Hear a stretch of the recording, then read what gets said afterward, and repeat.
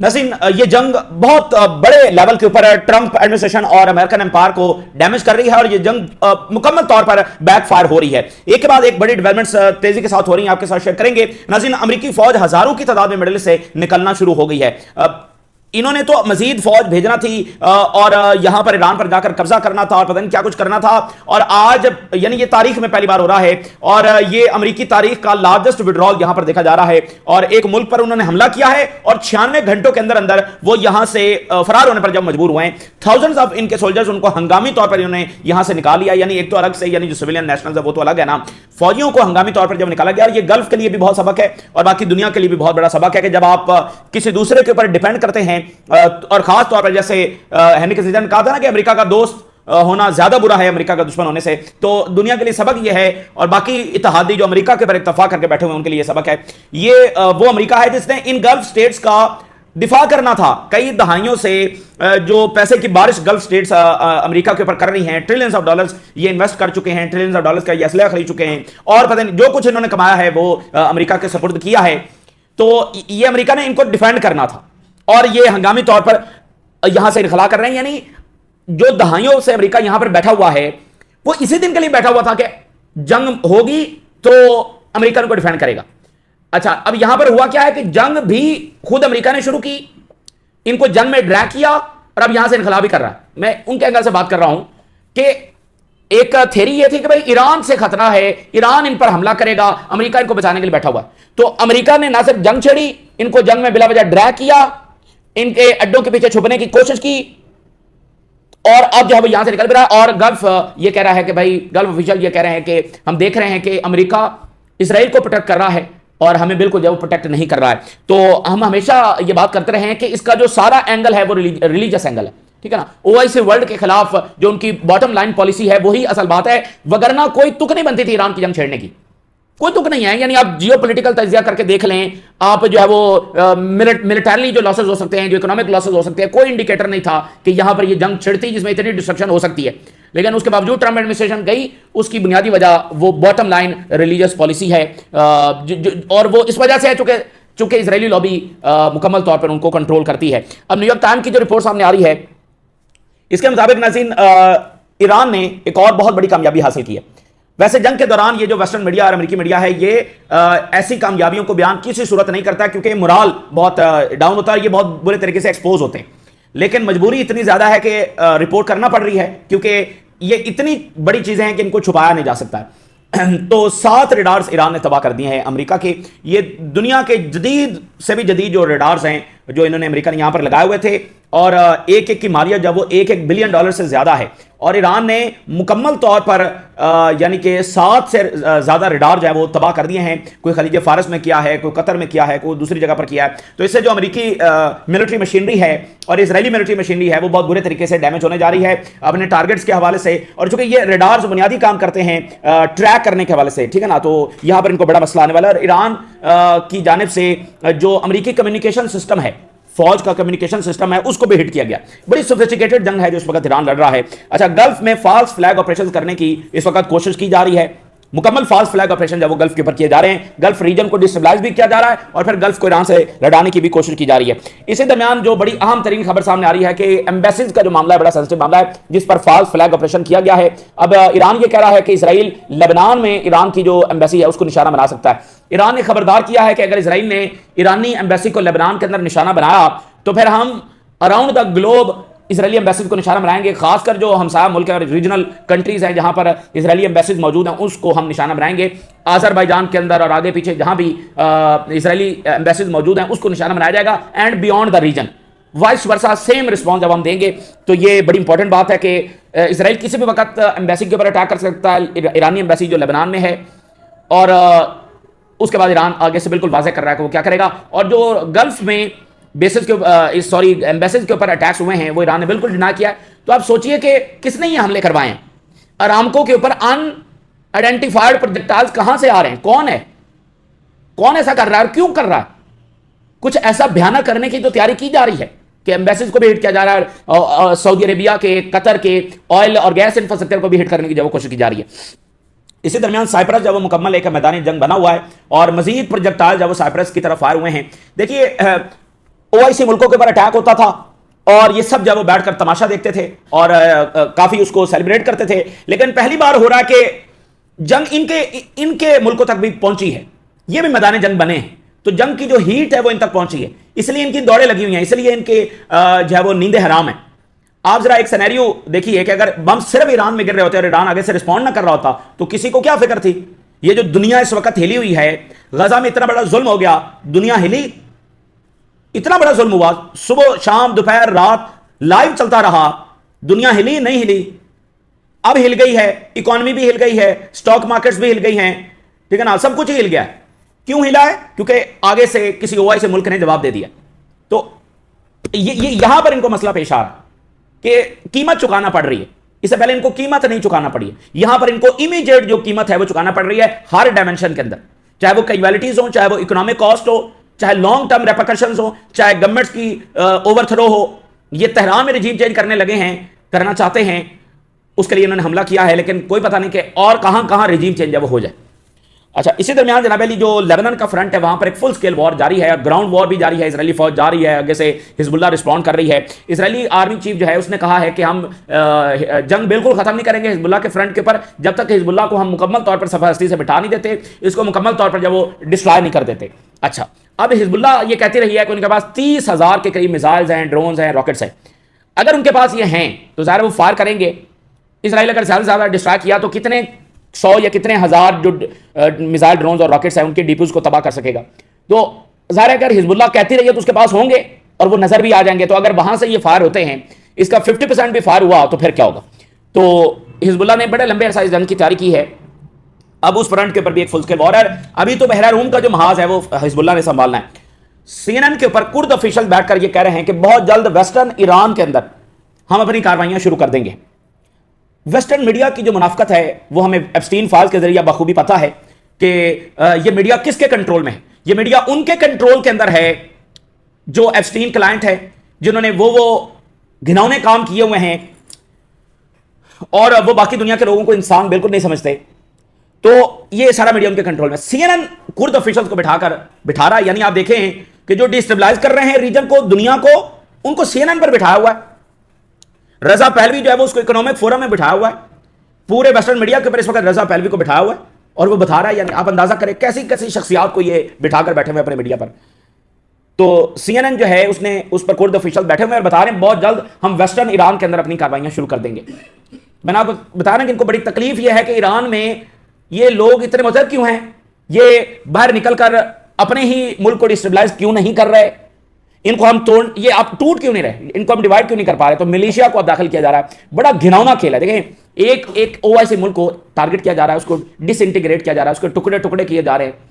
آپ دیکھیے کہ ہر ملک کو جب وہ نشانے پر لیتے ہیں تو پھر سال ہر سال اس کے خلاف پروپیگنڈا بھی ہوتا ہے, لیئر در لیئر بیانیاں بھی بنتا ہے, اس کے اوپر سینکشنز بھی لگتی ہیں, اس کو سب سے بڑا ایول بھی بتایا جاتا ہے. تو یہ اس طرح سے وہ ایک ایک کر کو نشانہ بنا رہے ہیں. جو OIC ملک اس وقت غلطی کرے گا ایران کو قصوروار ٹھہرانے کی, وہ اپنی باری کا انتظار کرے, بس اتنی سی بات ہے. کیونکہ یہی بات 2008 میں قذافی نے کھڑے ہو کر عرب لیگ میں کہی تھی, اپنی باری کا انتظار کرو اگر تم آج متحد نہیں ہوئے, اور سب یہ کھل کھلا کر ہنس رہے تھے. تو اگر آج ایران کو کوئی غلط سمجھنے کی, اس کو قصوروار ٹھہرانے کی غلطی کرے گا تو وہ بس اپنی باری کا انتظار کرے, ٹھیک ہے نا. تو اب جناب علی کرد داخل ہونے جا رہے ہیں ایران کے اندر, اور ایران اپنی فورسز جب وہ اس بارڈر کی طرف لگا رہا ہے. ایران کے پاس لاکھوں فورسز تیار ہیں اور وہ ایک بڑی جنگ اندر لڑیں گی, ٹھیک ہے نا. لاکھوں فورسز ان کی تیار ہیں اور وہ اس بارڈر کی طرف بہت بڑی تعداد کے اندر آلریڈی ڈپلائڈ ہیں اور مزید وہ ڈپلائی کرنے جا رہے ہیں. لیکن ایک بڑا خوفناک کھیل ایران کے اندر شروع ہونے جا رہا ہے. فرانس کے حوالے سے اب یہ خبر آ گئی اور فرانس نے اس بات کی تصدیق بھی کر دی ہے کہ انہوں نے رفائل جو جیٹس ہے وہ UAE میں ڈپلائی کر دیے ہیں, اور ان رفائل جیٹس نے باقاعدہ جو انگیجمنٹ ہے وہ بھی شروع کر دی ہے. ایران سے آنے والے جو ڈرونز ہیں, میزائل ہیں, ان کو یہ گرا رہے ہیں, ڈرونز کو خاص طور پر یہ جیٹس جو ہے وہ گرا رہے ہیں. اور رفائل باقاعدہ کمبیٹ پوزیشن میں آ چکے ہیں, وہ جنگ میں شامل ہو چکے ہیں. یعنی یہ بڑا ہی سینسٹیو معاملہ ہے. UAE سامنے ایران ہے اور فرانس آ گیا ہے. تو ابھی تک تو فرانس صرف ادھر آنے والے جو ڈرونز ہیں وہ گرا رہا ہے. تو اگر اس سٹیپ میں یعنی وہ باقاعدہ جو ایئر سٹرائکس ہے وہ بھی جا کر سکتا ہے. ہو سکتا ہے UAE فرانس کو کہے کہ آپ جا کر حملہ کریں, ہو سکتا ہے امریکہ سے جو پریشر آئے, وٹ ایور دا ریزن جو ہے نا. یعنی یہ ایک سٹیپ قریب ہوا ہے فرانس, ایک نیٹو کنٹری, ایران پر حملہ کرنے کے لیے.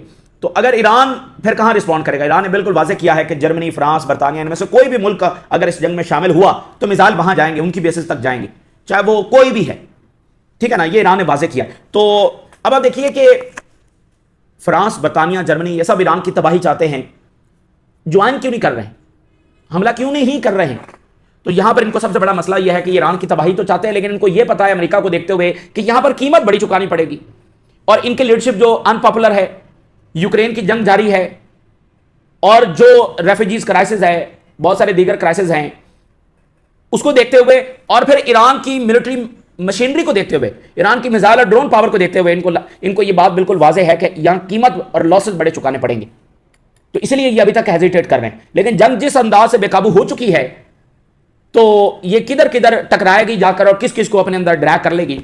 اس لیے چائنیز میڈیا نے لکھا کہ ٹرمپ نے ایک پنڈورا باکس جو وہ مڈل ایسٹ کے اندر کھول دیا ہے. اور باقی پچھلے جو پریزیڈنٹس ہیں ان کو بھی نیتن یاہو کہتا رہا کہ ایران پر حملہ کرو، انہوں نے نہیں کیا. اس کی بنیادی وجہ صرف یہ تھی کہ یہاں سے ایک عالمی جنگ بھی چھڑ سکتی ہے.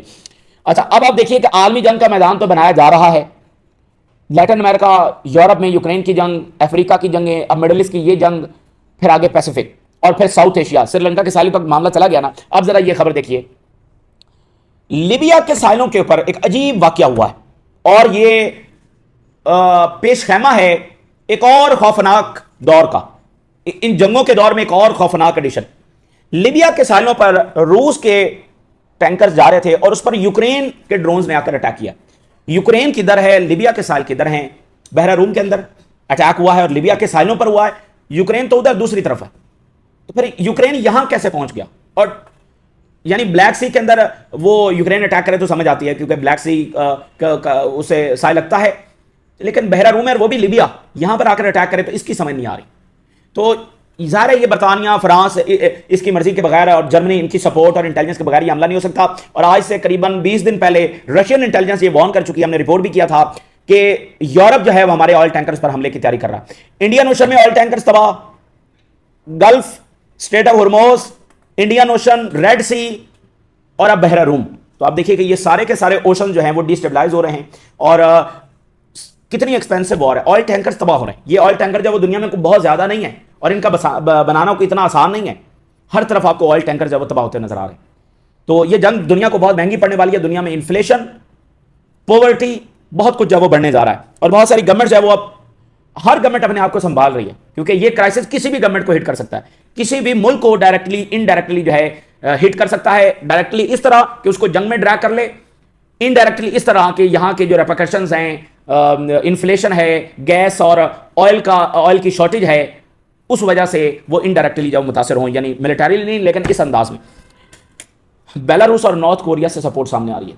ٹھیک ہے، بیلاروس کے صدر نے مکمل ایران کی سپورٹ کا اعلان کیا. انہوں نے کہا کہ یہ بالکل اللیگل وار ہے جو ایران کے اوپر لانچ کی گئی ہے. اور نارتھ کوریا کی جو سٹیٹمنٹ آ رہی ہے بڑی ہی امپورٹنٹ ہے.